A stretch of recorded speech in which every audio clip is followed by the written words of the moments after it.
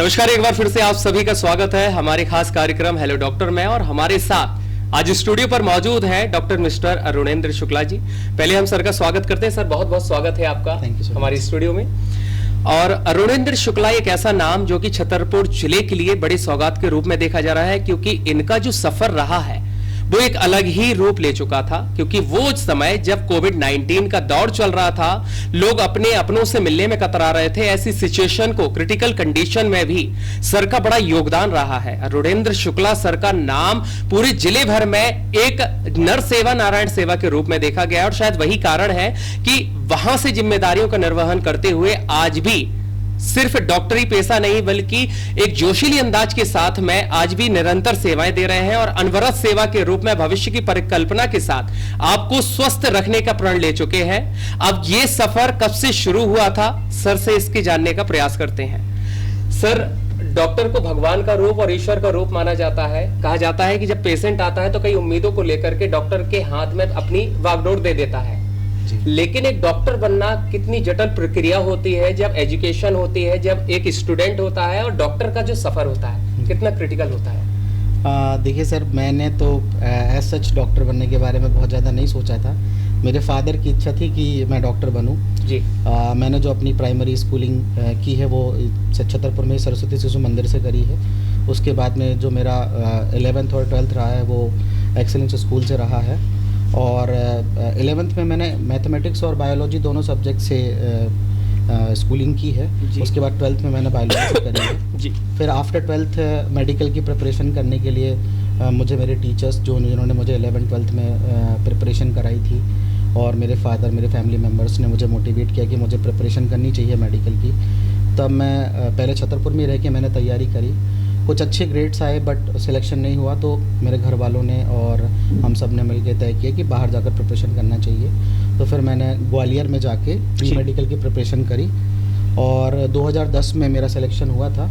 तो मैंने मध्य प्रदेश के एमजीएम मेडिकल कॉलेज से 2010 में एडमिशन लिया था एमबीबीएस में, और मैंने वहाँ यूजी जो मेरा है अंडर ग्रेजुएट एमबीबीएस मैंने एमजीएम से कंप्लीट किया। उसके बाद में फिर 2016 में मैं छतरपुर आया, और मैंने as a bonded doctor Lav Kush Nagar सामुदायिक स्वास्थ्य केंद्र में 1 साल जो मेरा बॉन्ड है वो सर्व किया जी। फिर उसके बाद में प्रिपरेशन करने के लिए वापस मैं जो है इंदौर चला गया, जहाँ मैंने प्रिपरेशन करी।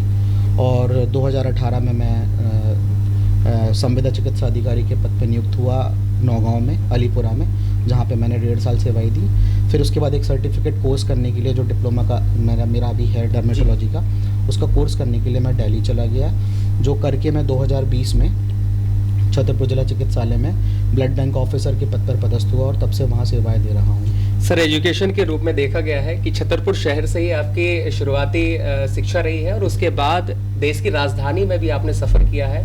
यानी एक बहुत बड़ा अनुभव लेकर के एक भगवान का दर्जा मानने वाले डॉक्टर के रूप में आपको देखा जा रहा है। कई तरह के केसेस आपके पास आते होंगे, उनमें से ज्यादातर जो केस हैं वो किस एज के दौरान आते हैं? ज्यादातर महिला, पुरुष, या युवा युवती, या फिर वृद्ध? सबसे ज्यादा बुंदेलखंड में ज्यादातर मरीजों की संख्या किस एज की है? मरीजों की संख्या एज के हिसाब से तो अपन डिस्क्राइब नहीं कर सकते, लेकिन सभी प्रकार के मरीज आ रहे हैं। वृद्ध भी आ रहे हैं, यंग भी आ रहे हैं, और महिलाओं में भी समस्याएं यहाँ पे काफ़ी हैं। बेसिकली बुंदेलखंड अंचल में ये देखने को मिलता है कि यहाँ के लोगों में थोड़ा सा स्वास्थ्य के प्रति अवेयरनेस का अभाव है, जिसके कारण क्या है, वो उनका खान पान थोड़ा अनियमित है, उनकी जो दिनचर्या है वो थोड़ी अनियमित है, हाइजीन बहुत पुअर है उनका, इसकी वजह से साफ़ सफाई को बहुत ज़्यादा महत्व नहीं देते। साथ साथ में व्यसन के कुछ पदार्थों का सेवन भी करते रहते हैं, जैसे तंबाकू, बीड़ी, गुटखा, शराब वगैरह का सेवन भी करते रहते हैं जी। और यहाँ इस अंचल में जो बीमारियाँ प्रचलन में है वृद्धावस्था में, जैसे कि टीबी वगैरह, अस्थमा वगैरह, इस प्रकार के सभी प्रकार के मरीज आते हैं। अभी कुछ समय से मैं ये देख रहा हूँ कि यंग एज के मरीजों में बहुत सारे ऐसे केसेस आ रहे हैं कि 30 साल से कम एज के इसमें कंडीशन में उनको बीपी भी हो रहा है, शुगर भी हो रहा है जी, हार्ट की भी परेशानियां हो रही हैं, अस्थमा भी हो रहा है, अवसाद की ओर जा रहे हैं। जैसे कि मैंने 2020 में राष्ट्रीय मानसिक स्वास्थ्य का फेलोशिप भी किया है, तो मैं ये देख रहा हूँ कि अभी यंग एज में देखा जाए तो अवसाद भी बहुत ज़्यादा बढ़ते जा रहा है। सभी प्रकार के मरीज आ रहे हैं, यंग भी आ रहे हैं। सर ज्यादातर देखा जा रहा है कि 18 ईयर्स अगो में ही पेशेंट के रूप में उन युवाओं को देखा जा रहा है, हार्ट अटैक जैसे पेशेंट्स हो रहे हैं, एज कम है और बीमारियां बहुत घातक उन्हें हो रही हैं। इसके पीछे का बैकफीड क्या हो सकता है? एनवायरनमेंट का असर है या उनकी डेली रूटीन लाइफ जो है वो शेड्यूल में नहीं चल रही है, लाइफ स्टाइल चेंज है, क्या वजह हो सकती है? बिल्कुल, इसमें लाइफ स्टाइल मॉडिफिकेशन बहुत ज़्यादा रोल प्ले कर रहा है। जैसा कि हम देख पा रहे हैं कि अभी का खान पान इतना ज़्यादा मतलब अस्त व्यस्त हो चुका है कि जो हमारी युवा पीढ़ी है वो फास्ट फूड और ये बाहर के खाने, पैक्ड और प्रोसेस फूड की तरफ इतना ज़्यादा आकर्षित हो रही है कि मैं ज़्यादातर युवाओं को देखता हूँ कि वो घर के साफ़ शुद्ध खाने की जगह पे बाहर जो फास्ट फूड और प्रोसेस फूड है, जो पाम ऑयल वगैरह में बना हुआ है, उस पर ज़्यादा वो फोकस कर रहे हैं। इसकी वजह से क्या है कि उनका जो हेल्थ है वो बिगड़ते जा रहा है दिन प्रतिदिन, और पता भी नहीं चलता ये हाइड्रेट रहती हैं चीज़ें कि कोलेस्ट्रॉल, ब्लड में कोलेस्ट्रॉल लेवल अचानक से बढ़ रहा है क्योंकि ख़राब ऑयल का सेवन आप कर रहे हैं। साथ साथ में उनकी दिनचर्या सोशल मीडिया के ज़माने में इतनी ज़्यादा हो गई है कि उनके सोने जागने का टाइम पूरा लाइफ स्टाइल चेंज हो गया है, बहुत ज़्यादा अस्त व्यस्त है। स्ट्रेस तो है ही, किसी को पढ़ाई का तनाव है, किसी को काम का तनाव है, किसी को पारिवारिक तनाव है, किसी को समाज में किसी बात को लेकर तनाव है। तो इतना सारा तनाव है जिसकी वजह से उनकी जो दिनचर्या है वो इतनी ज़्यादा ख़राब हो गई है कि वो हेल्थ की तरफ ध्यान ही नहीं दे रहे हैं। बिल्कुल। साथ साथ में जो पहले के समय में एक लोगों को में आकर्षण हुआ करता था कि फिजिकल एक्टिविटी कुछ ना कुछ करते रहना है, अब आजकल देखने में आता है कि फिजिकल एक्टिविटी इतनी लीस्ट हो गई है कि शायद कुछ समय के लिए या कुछ टाइम के लिए फिजिकल एक्टिविटी करते हैं, उसके बाद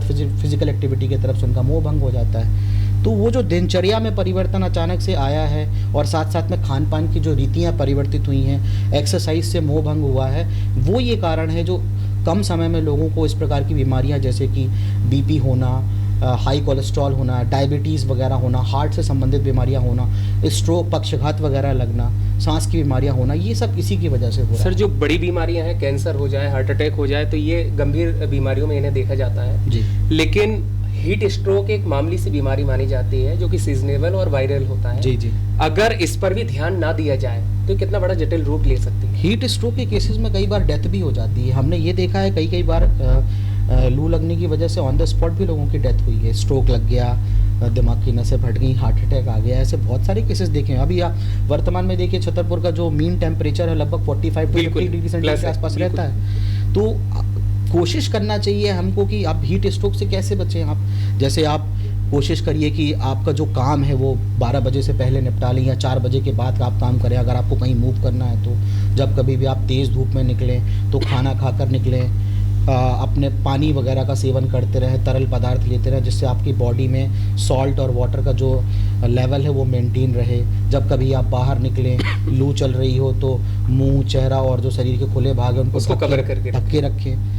और स्ट्रोक बड़ी खतरनाक चीज़ है, इसके लक्षण बहुत सामान्य नहीं होते सर। अधिकतर अब देखा जा रहा है घरों से लेकर ऑफिसों में एसी की हवा है जी, बंद दुंग क्या बोलते हैं उसको, दंग घोटू हवा कहलाती है, दंगोटू, जो आपको कूल तो करती है लेकिन अचानक से अगर ऐसी कंडीशन में कोई दोपहर के वक्त सीधा एसी की हवा से बाहर निकलता है तो क्या स्थितियां बन जाती हैं? मैं वही कहना चाह रहा था। क्या होता है कि हमारी बॉडी में हमारे ब्रेन में एक थैलेमस नाम का पार्ट होता है जो हमारी बॉडी के इनर टेम्परेचर को मेंटेन करता है, कंट्रोल करता है। जब कभी भी हम किसी ठंडे वातावरण से बाहर वातावरण में अचानक से जाते हैं तो हमारा जो थैलेमस है उसको इतना समय नहीं मिल पाता कि वो टेम्परेचर एकोमोडेशन कर पाए। तो उसमें क्या होता है कि हमारी बॉडी का टेम्परेचर सडन चेंज होता है।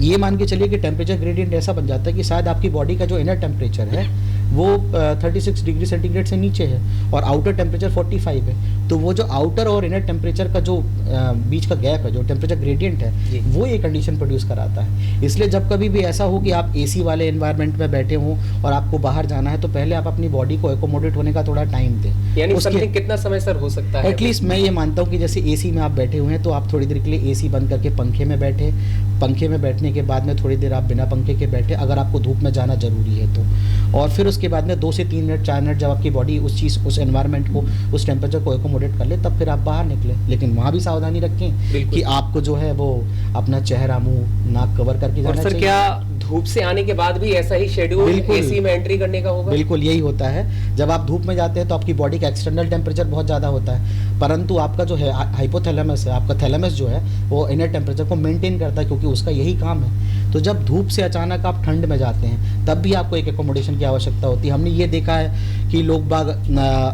एकदम गर्मी से तुरंत एसी में आते हैं और तुरंत पानी वगैरह का सेवन करते हैं, ठंडे पानी का सेवन करते हैं, ठंडे पदार्थों का सेवन करते हैं, तो उससे क्या होता है कि उनकी बॉडी का जो इनर टेम्परेचर है वो ऑल ऑफ अ सडन अचानक से बहुत नीचे चला जाता है, डाउन हो जाता है जी, और एक्सटर्नल टेम्परेचर भी नीचे जाता है, तो उसकी वजह से उनको चिल्स वगैरह की संभावना रहती है।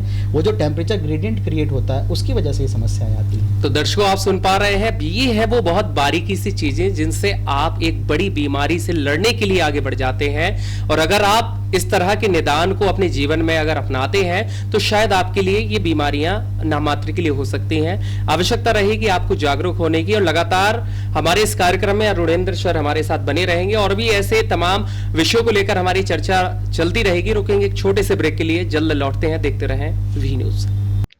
आपके बच्चों के सुनहरे भविष्य के लिए Vatsalya day boarding under aegis of doctor K N memorial senior secondary public school Chhatarpur Madhya Pradesh affiliated to CBSE new Delhi. आपके बच्चों को मिलेंगे आधुनिक शिक्षा के साथ भारतीय संस्कार, personality development, digital smart class, experience faculty, art, music, dance एवं yoga classes, well equipped levels and library. अब देर मत करें, बच्चों के भविष्य को बेहतर बनाने के लिए आज ही संपर्क करें doctor K N memorial senior secondary public school, Saura road, Chhatarpur, Madhya Pradesh. एक बार विद्यालय कैंपस का विजिट अवश्य करें। चलिए तो ब्रेक के बाद एक बार फिर से आप सभी का स्वागत है हेलो डॉक्टर के हमारे खास कार्यक्रम में। लगातार डॉक्टर अरुणेंद्र शुक्ला जी से हमारी बातें चल रही हैं, चर्चाएं चल रही हैं, आपकी उन समस्याओं के समाधान के लिए हम आपके बीच हैं। और अगर आपको भी बीमार से संबंधित कोई भी बीमारी से लेकर जानकारी चाहिए या किसी भी तरह की समस्या से समाधान चाहते हैं तो आप हमें कमेंट कर सकते हैं। नेक्स्ट जो हमारा शेड्यूल होगा, नेक्स्ट जो हमारा प्रोग्राम होगा, उसमें हम सर को एक बार फिर इन्वाइट करेंगे और आपकी उन समस्याओं का समाधान आपके सामने कराएंगे। चलिए अपने इस खास कार्यक्रम में एक बार फिर से चर्चाओं के दौर में आगे बढ़ते हैं। अरुणेंद्र सर, जिस तरह से देखा जाता है वक्त बदल रहा है, लोगों के जज्बात बदल रहे हैं, परिवेश बदल रहा है, ज्यादातर एजुकेशन लाइफ वाले जो स्टूडेंट्स हैं उनका खान पान तो बदला ही बदला है। लिक्विडिक एल्कोहल के साथ में स्मोक को देखा जाए तो एनालिसिस बहुत हाई पर जा रहा है जी। कितना घातक हो सकता है उनकी लाइफ स्टाइल को लेकर? देखिए, ऐसा है कि दोनों चीजें जिनके बारे में आपने चर्चा करी, अल्कोहल और स्मोकिंग, धूम्रपान और ये जो शराब का सेवन है, ये दोनों ही बहुत घातक है। इसकी आपको अगर तात्कालिक कुछ परिणाम दुष्परिणाम देखने को नहीं मिल रहा है, पर इनके दूरगामी अगर परिणामों की तरफ जाएं तो एज यू नो दैट सब लोग जानते हैं कि जो सिगरेट है, वो सिगरेट या बीड़ी का जो धुआं होता है वो हमारे फेफड़ों के लिए कितना खतरनाक होता है। बिल्कुल। उसका जो कोल टार है आपका धीरे धीरे फेफड़े में जमा होते जाता है और आपकी जो लंग एक्टिविटी, लंग की जो कैपेसिटी है धीरे धीरे कम होती जाती है। साथ साथ में कार्सिनोजेनिक एजेंट्स होते हैं उसमें, जिससे कैंसर की संभावनाएं भी बनती रहती हैं। साथ साथ में कोलेस्ट्रॉल लेवल भी अनियंत्रित हो जाता है जब आप तंबाकू उत्पादों का सेवन करते हैं, जैसे कि धूम्रपान या सिगरेट वगैरह। तो उससे क्या है, स्ट्रोक और हार्ट अटैक आने का खतरा भी बढ़ जाता है। तो ये जो वर्तमान में देखने को आता है कि लोग बाग, ये जो नई पीढ़ी के जो युवा हैं वो शौकिया तौर पे बिल्कुल या ग्लैमर लाइफ को दिखाते हुए ग्लैमरस होने के लिए या मान के चलिए थोड़ा टशन में इन सब चीज़ों के सेवन करने लगते हैं। तो मुझे लगता है कि उन्हें अवेयरनेस की ज़रूरत है कि ये सब चीज़ें बहुत अच्छी नहीं है स्वास्थ्य के लिए, और कोशिश करना चाहिए युवाओं को कि इन सब चीज़ों से दूरी बना के चलना चाहिए। अपनी बॉडी को एक नया स्ट्रक्चर देने के लिए जिस तरह से युवाओं में बड़ा जोशीला अंदाज देखा जा रहा है, बैलेंस डाइट की नहीं की जा रही है, बैलेंस अपने आप को जिम पर जाकर किया जा रहा है, बड़ा वेट लिया जाता है, प्रोटीन की कमी की जा रही है।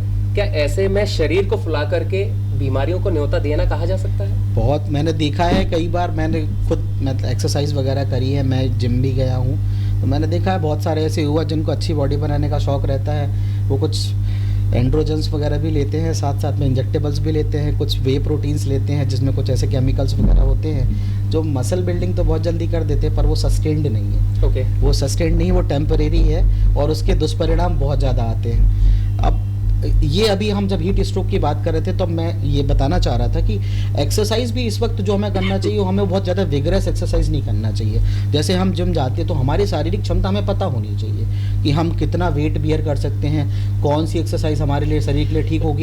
आपको एक्सरसाइज में अपने आप को इतना ज़्यादा नहीं झोंक देना है कि आपको एक ही दिन में सारा हेल्थ गेन करना है या सारा वेट आपको रिड्यूस करना है, एक दिन में नहीं करना।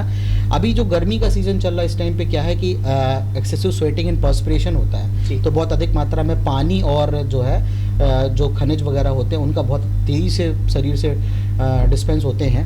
पसीने के माध्यम से। तो हमें क्या है, एक्सरसाइज के बीच बीच में अपने आप को हाइड्रेटेड रखने के लिए पानी भी पीते रहना चाहिए, साथ में लाइट एक्सरसाइज करना चाहिए। और कोशिश करें कि एक्सरसाइज हम ऐसे टाइम पे चले जब बाहर जो मौसम में टेम्परेचर है वो टेम्परेचर थोड़ा नॉर्मलाइज हो।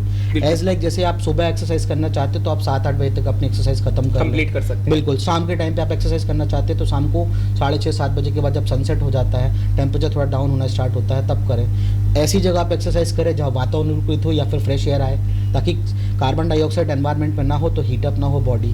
तो इन सब चीज़ों का ध्यान रखना चाहिए। साथ साथ में युवाओं को ये चाहिए कि आप, अच्छी बात है कि आप हेल्थ की तरफ ओरिएंटेड हैं, आप जिमिंग करना चाहते हैं, अच्छा शरीर बनाना चाहते हैं, पर उनको मैं ये सलाह देना चाहूँगा कि आप दवाइयों का उपयोग करके, गलत प्रोटीन पाउडर और गलत केमिकल्स इंजेक्शंस वगैरह का उपयोग करके आप किसी प्रकार का शरीर ना बनाएं। इससे नेचुरल चीज़ें जो होती हैं, नेचुरल प्रोटीन्स वगैरह, दाल, दूध, जो लोग अंडे वगैरह पसंद करते हैं, मांसाहार करते हैं, उनके लिए जो पसंद करते हैं, वो जो नेचुरल चीज़ें हैं उनका उपयोग करके अपने शरीर को अगर वो सुडौल बनाना चाहते हैं तो उसमें कहीं से न्यूट्रिएंट्स डाइट अगर लेते हैं तो एक बैलेंस डाइट बहुत ज़रूरी है जी, बहुत ज़रूरी है। आपको पता होना चाहिए कि आपके खाने में कार्बोहाइड्रेट का प्रतिशत कितना होना चाहिए, कितना प्रोटीन का प्रतिशत, कितना फैट का, पानी और विटामिन मिनरल्स कितना होना चाहिए, बिल्कुल पता होना चाहिए। एक प्रॉपर बैलेंस डाइट जिसमें 50% के आसपास कार्बोहाइड्रेट, 40% के आसपास प्रोटीन, और एक मोटा मोटा कैलकुलेशन करें तो जितना आपका वेट, बॉडी वेट है, उससे 10-5 ग्राम ज़्यादा अगर 10-5 ग्राम ज़्यादा अगर आप प्रोटीन ले रहे हैं तो वो बैलेंस है।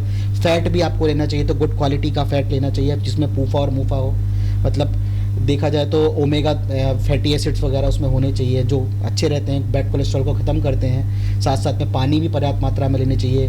मिनरल्स के लिए आप हरी सब्जियां, फ्रूट्स वगैरह ले सकते हैं, सलाद वगैरह का उपयोग कर सकते हैं। पानी में भी कुछ खनिज लवण होते हैं। तो एक प्रॉपर बैलेंस डाइट अगर लेके आप अपनी दिनचर्या में एक्सरसाइज और बाकी चीजें फॉलो करें, अगर इसको मेंटेन करते हैं तो आप बीमारियों से बहुत दूर रह सकते हैं। बिल्कुल, बहुत दूर रहेंगे। ठीक, जैसे कि मुझे सच में अगर याद भी मतलब आता है, जो बेसिक प्रिकॉशंस मैं लेके चलता हूँ कि एक डाइट, हेल्दी डाइट फॉलो करता हूँ, जितना मैं लाइट एक्सरसाइज कर सकता हूँ, जैसे कि मॉर्निंग वॉक वगैरह, इवनिंग वॉक मैं करता हूँ, और एक बैलेंस डाइट लेता हूँ और सही समय पे डाइट लेता हूँ। साथ साथ में जो यूनिवर्सल प्रिकॉशंस है, जैसे कि कहीं भी उल्टी सीधी जगह पे हाथ नहीं टच करना, मुंह अपना कवर करके रखना। तो मैं खुद डॉक्टर हूँ, मरीजों के बीच में घिरा रहता हूँ, मुझे ये भी याद नहीं कि लास्ट टाइम मुझे सर्दी जुकाम का हुआ था। यानी ये सेफ्टी प्रोटेक्शन हमें खुद के लिए जिम्मेदारी, खुद के लिए रखेंगे।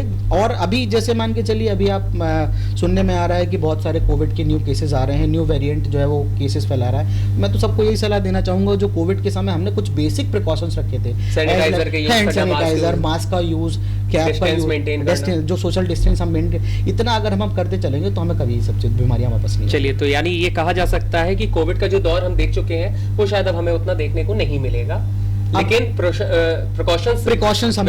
प्रिकॉशंस हमको लेके चलना चाहिए। वैसा दौर अब इसलिए नहीं आएगा क्योंकि जब वो कोविड उस समय आया था तो वो दौर अचानक ही था, हमारा हेल्थ सिस्टम सोफिस्टिकेटेड नहीं था, हमारी तैयारियां बहुत कम थी क्योंकि वो अचानक से था।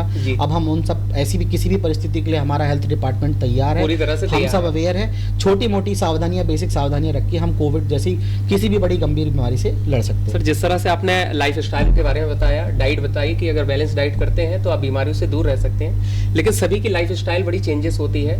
जो ऑफिशियली लोग होते हैं उनका जो टाइमिंग होता है, इन अराइवल 9 o'clock से उन्हें निकलना होता है, शायद घर का खान पान भी उनके लिए नसीब नहीं होता है, और उनका आने का जो शाम का समय होता है, तो ऐसे में पूरे दिन भर में वो क्या लें, स्प्राउट कितना उनके लिए हेल्दी हो सकता है, फ्रूट्स किस तरह के लें, क्योंकि बीपी और शुगर सबसे ज्यादा पेशेंट्स में देखने को मिल रहा है, हर एक व्यक्ति में ज्यादातर ये डिसीजेस देखी जा रही हैं। तो ऐसे ऑफिशियली लोगों के लिए किस तरह की बैलेंस डाइट हेल्दी हो सकती है? देखिए, बैलेंस डाइट की अगर मैं शुरुआत करूं तो सबसे पहले आपकी शुरुआत जो होनी चाहिए वो अच्छे नाश्ते के साथ में होने चाहिए। हैवी नाश्ता हो सकता है? नाश्ता हैवी भी आप कर सकते हैं, लेकिन फैट जो होना चाहिए उसमें गुड फैट होना चाहिए, है ना। बैड फैट वगैरह लेने की जरूरत नहीं है। प्रोटीन के लिए आप स्प्राउट्स लें, बहुत अच्छा है। ड्राई फ्रूट्स भी आप ले सकते हैं। तो सबसे बड़ी चीज़ आपको ये करना चाहिए कि आपको नाश्ता जो होना चाहिए वो आपकी लाइफ स्टाइल में ज़रूर शामिल होना चाहिए। नाश्ता शामिल होता नहीं है, करते नहीं है बहुत सारे लोग, लेकिन नाश्ता ज़रूर करना चाहिए उनको। उसमें स्प्राउट्स, सैलेड वगैरह जो होता है, ड्राई फ्रूट्स वगैरह ले सकते हैं, दूध भी ले सकते हैं। इस तरह की चीज़ें आप नाश्ते में ज़रूर लें। उसके बाद में आप अपने घर पे बना हुआ लंच अगर ऑफिस में लेके जा रहे हैं तो उससे बेस्ट कुछ नहीं है। इन केस अगर आपके पास लंच आवर सभी ऑफिस में रहते हैं, आप अपने घर पे बना हुआ लंच लेके जाइए, जिसमें आप पूरा एक प्रॉपर प्रोपोर्शन जो होता है, यानी कोशिश और बाहरी खाने से बचना, बाहरी खाने से बचना चाहिए आपको, जितना हो सके उतना आपको बाहरी खाने से बचना चाहिए।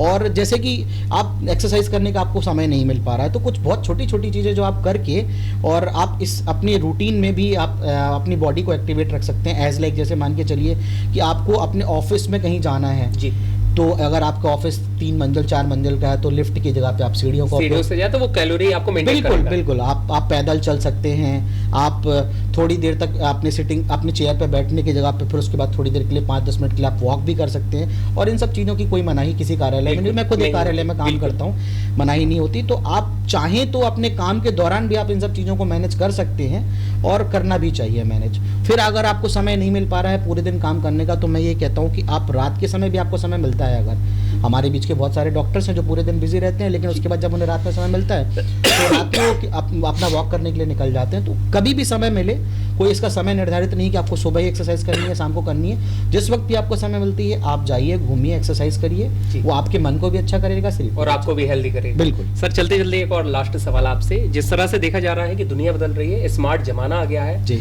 स्मार्ट मोबाइल हाथ में आ गया है जी। आज अगर देखा जाए तो 1 साल की जनरेशन में, न्यू बॉर्न बेबी के बाद से बच्चों के हाथ में मोबाइल देखे जा रहे हैं, कितना घातक होगा उनकी लाइफ के लिए? बहुत घातक है ये मोबाइल का। जो मैंने ये देखा है कि पेरेंटिंग आजकल डिफिकल्ट तो हुई है। पहले के ज़माने में ऐसा हुआ करता था कि न्यूक्लियर फैमिलीज़ का ज़माना नहीं था, जॉइंट फैमिलीज़ थी जहाँ बच्चों की केयर करने के लिए बहुत सारे लोग हुआ करते थे, बिल्कुल बच्चा कहीं ना कहीं एंगेज रहता था। आज के ज़माने में क्या होता है कि माँ बाप किसी कार में अगर व्यस्त हो गए, ऑफिशियल या अनऑफिशियल हाउस होल्ड वर्क में व्यस्त हो गए, तो अपने बच्चों को मोबाइल पकड़ा देते हैं। मैंने ये देखा है कि जब बच्चों में धीरे धीरे करके ये जो वर्चुअल ऑटिज्म है ना, ये बढ़ते जा रहा है। मोबाइलों में वो बहुत सारे कार्टून्स वगैरह देखते रहते हैं, गेमिंग वगैरह देखते रहते हैं, तो वो अपने आसपास एक ऐसी वर्चुअल दुनिया क्रिएट कर लेते हैं जो बहुत घातक है। फिर वो उस वर्चुअल दुनिया को जीने लग जाते हैं और उससे दूर नहीं हट पाते, फिर वो उन्हें ऐसी लत लग जाती है, खाना खाते वक्त उन्हें मोबाइल चाहिए, ठीक से खाना नहीं खा पाते हैं, इसकी वजह से उनका विकास अच्छे से नहीं हो पाता, पोषण ठीक से नहीं मिल पाता है, और बहुत सारी चीजें हैं जैसे पढ़ाई की तरफ से डिस्ट्रैक्शन होने लगता है उनमें। और यहीं से सर स्ट्रेस की शुरुआत होती है। बिल्कुल, यहीं से आपका जो मेंटल डेवलपमेंट है वो यहीं से रिग्रेस होना स्टार्ट हो जाता है, जो आगे चल के आपको परिणति बुरी ही कराएगा। तो सर हमारे दर्शक जुड़े हुए हैं आपके साथ में, उन्हें जागरूक करने के लिए क्या मैसेज देना चाहते हैं? किस तरह से एक हेल्दी इंसान होने के लिए कितना अपने आप में अवेयरनेस होना चाहिए? देखिए, आपका शरीर बहुत कीमती है, बहुत अनमोल है आपका शरीर। आप अपने उस शरीर की रिस्पेक्ट करिए, अपने शरीर की इज्जत करिए। आप एक प्रॉपर अच्छी दिनचर्या का पालन करिए, टाइम से सुबह उठिए, एक डाइट प्रॉपर पूरे दिन लीजिए, एक्सरसाइज जरूर करिए। आप हफ्ते में 7 दिन एक्सरसाइज नहीं कर पा रहे तो 4 से 5 दिन जरूर एक्सरसाइज करिए। अच्छी डाइट का उपयोग करिए। ऐसे खाद्य पदार्थ जो आपके शरीर को नुकसान पहुंचा सकते हैं उनसे दूर रहिए। व्यसन और नशों से दूर रहिए, किसी प्रकार का नशा मत करिए। साथ साथ में परिवार और बच्चों के साथ समय व्यतीत करिए, जिससे आपका जो मानसिक स्वास्थ्य है वो भी अच्छा रहेगा। साथ साथ में अभी जिस टॉपिक पे बात करी हमने कि बच्चों को ऐसी एक्टिविटीज़ या ऐसी चीज़ों से दूर रखिए जो उनमें किसी प्रकार की कोई मानसिक विकृति उत्पन्न कर रही है। और साथ साथ में जो आपके मन में जो चीज़ें हैं उन सब चीज़ों को परिवार के साथ शेयर करिए, जिससे आपको मानसिक तनाव ना हो। और एक हेल्दी लाइफ स्टाइल जीजिए, आप बहुत लंबा जिएंगे, अच्छा जिएंगे। सर एक और सवाल आ गया है तो इसलिए मैं एक और लेना चाहता हूँ। जिस तरह से देखा जाता है कि डॉक्टर पेशेंट को बड़ा नीडेडफुल समझता है और अपनी पूरी रिस्पॉन्सिबिलिटी देता है कि ताकि वो जिस उम्मीद से उनके पास पहुंचे हैं उनकी उम्मीद पर खरा उतरे और उसे स्वस्थ छोड़ दिया जाए जी। लेकिन पेशेंट और उनके साथ में जो लोग आते हैं वो पेशेंस नहीं रख पाते हैं और ऐसे में स्थितियां और कुछ देखने को मिलती हैं। ऐसी कंडीशन आपने भी कई बार देखी होगी। क्या कहना चाहेंगे मोटिवेशन के हिसाब? देखिए, गवर्नमेंट सिस्टम में काम करना थोड़ा प्राइवेट सिस्टम से कठिन तो है, क्योंकि वहाँ पे देखिए ऐसा है कि वो मतलब अवेलेबल फॉर ऑल है, सभी लोग वहाँ पे आ सकते हैं और सभी के लिए वो सुगम है। मरीज की भावना की हर डॉक्टर कदर करता है कि जब उसके परिवार से कोई व्यक्ति बीमार होता है। मैं ये कह रहा हूँ कि बहुत छोटी सी बात करूंगा कि अगर किसी का बच्चा भी रो रहा है तो वो उसके लिए तकलीफ में है। तो जब मरीज अस्पताल आता है तो उसकी भावना से हर डॉक्टर अवगत होता है कि वो किसी परेशानी में ही अस्पताल आया है। तो उस भावना से डॉक्टर को आपको अवगत कराने की आवश्यकता नहीं, वो पहले से इन सब चीज़ों से अवेयर होता है कि हाँ मरीज परेशान है या मरीज के परिजन चिंतित हैं उसके मरीज को लेकर। बस मरीजों को ये चाहिए कि थोड़ा धैर्य रखें, मरीजों के परिजनों को चाहिए कि डॉक्टर धैर्य के समय दें डॉक्टर को सोचने का। देखिए डॉक्टर के पास में एक गंभीर मरीज जब आता है तो उसका उपचार करने के लिए बहुत कम समय होता है। बिल्कुल। उतने ही समय में उसे सोचना है, समझना है, उसका पूरा केस डील करना है। उस मरीज के हमें सारे वाइटल्स नोट करने हैं, उस मरीज की कंडीशन पूरी की पूरी चेक करनी है, पूरा असेसमेंट करना और साथ साथ में थोड़े समय में उसका ट्रीटमेंट भी देना जो कि प्रॉपर होना चाहिए और गलती की गुंजाइश 0%। तो मैं यही सबसे गुजारिश करूंगा, सबसे ये रिक्वेस्ट करूंगा और मरीजों को चाहिए भी, मरीजों के परिजनों को भी चाहिए कि आप डॉक्टर को मरीज का इलाज करने के लिए समय दें। अगर आप डॉक्टर को बेहतर समय देंगे तो आपके मरीज का वो बेहतर उपचार कर पाएगा। चलिए, शुक्रिया अरुणेंद्र सर स्टूडियो पर आने के लिए और हमारे साथ चर्चा करने के लिए। तो दर्शकों, एक बड़ी अहम बात आई है कि अगर आपके घर में आपका पेशेंट अगर उन बीमारियों से ग्रसित है और आप उससे निजात चाहते हैं तो उससे पहले आपको धैर्य रखना पड़ेगा। डॉक्टर के परामर्श के उपरांत थोड़ा सा पेशेंस रखकर आपको चलना पड़ेगा ताकि आपका पेशेंट स्वस्थ होकर के हंसता मुस्कुराता आपके साथ जाए। अगर आप अपने धैर्य को खोते हैं, ऐसे में तस्वीरें कुछ और आती हैं और उसके कारण से आप अपनों को खो देते हैं। अगर आप अपने को खोना नहीं चाहते हैं तो आपको पेशेंस रखना बेहद आवश्यक है। कई तरह के ऐसे केसेस भी हमारे सामने आते हैं, इसलिए वी न्यूज की पूरी टीम भी आपसे अनुरोध करेगी कि अगर आपके साथ में भी किसी भी तरह का घटनाक्रम होता है तो डॉक्टर के लिए परामर्श लें और उन्हें समय दे, उनके जज्बातों को भी समझें, उन्हें भी पूरे केस को समझने दे ताकि आपका जो मरीज है वो स्वस्थ इंसान के रूप में डाइवर्ट हो सके। फिलहाल ऐसी उम्मीदों के साथ में लगातार हेलो डॉक्टर के खास कार्यक्रम में हम ऐसे ही स्पेशलिस्ट डॉक्टर को अपने कार्यक्रम में बुलाते रहेंगे ताकि आपकी जो समस्याएं हैं उसको घर बैठे समाधान के रूप में, आपके प्रश्नों के जवाब के रूप में हम करते रहें। अगर आपको भी हमारा एपिसोड अच्छा लगा है और आपको कोई भी प्रश्न है तो आप हमें कमेंट करें। हमारी टेलीविजन स्क्रीन पर हमारे नंबर चल रहे हैं, आप कॉल पर भी अपना कमेंट फीड करा सकते हैं। नेक्स्ट प्रोग्राम होगा उसमें हम सर को फिर इनवाइट करेंगे और आपकी उन समस्याओं का हल कराने में सार्थक प्रयास करेंगे। लगातार ये सिलसिला फिलहाल जारी रहेगा। आज के इस खास कार्यक्रम में फिलहाल इतना ही। पूरी टीम के साथ दीजिएगा इजाजत। नमस्कार।